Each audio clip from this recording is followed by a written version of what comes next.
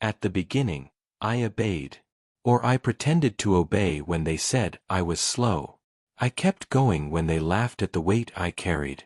I lowered my head when they called me stubborn, useless, or stupid. And I kept walking. I kept going because that's how I was taught. Because a donkey doesn't question. Because a donkey only moves forward. But every step grew heavier. It was heavy when they placed on me what others refused to carry. Heavy when they made mistakes and said it was my fault. Heavy when they pushed me without asking if I could. With time, I understood something. Simple, and dangerous to understand. No one noticed the weight because there was always someone carrying it.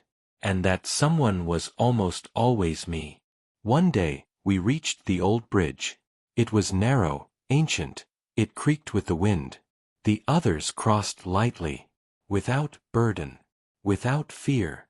I was placed at the end, with more weight than usual. Come on, you can handle it. I took one step. The bridge creaked. I took another. Then the ground trembled. I stopped. Not because I couldn't continue, but because I understood. If I fell, the path would continue as if nothing had happened.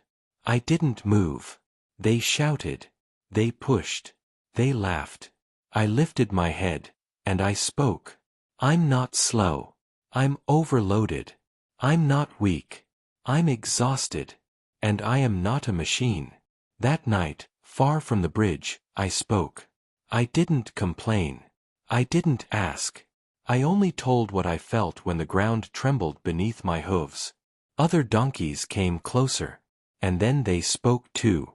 One spoke of wounded backs. Another of ignored falls. Another of the fear of stopping. And together we understood something. It wasn't an individual problem. It was a pattern. And patterns only continue when they seem natural. The next morning, it wasn't just one donkey who stopped when the order came. No one moved. There were no shouts. No confrontation. Only waiting. The owners stared at the empty bridge. The work halted.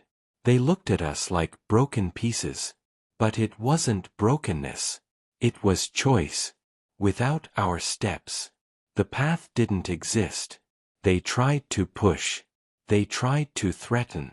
They tried to replace us. But the weight doesn't walk on its own. That's when they understood. The bridge was not the problem. The way of crossing it was. They shared the load. They reduced the weight. They reinforced the path. Not out of kindness. Out of necessity. And when we walked again, the ground no longer trembled. I am still a donkey. I still carry weight.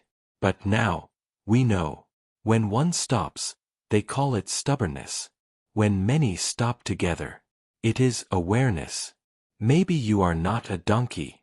Maybe you have never crossed an old bridge carrying too much weight. But look closely. How many times has the world kept working? Because someone endured more than they could? How many structures remain standing?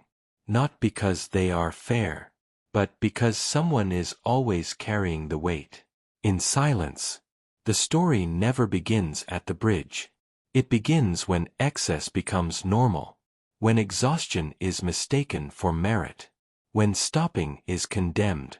When the well-being of many depends on the wearing down of a few. Speaking. Uniting. Stopping. That does not delay the path. It keeps everything from collapsing.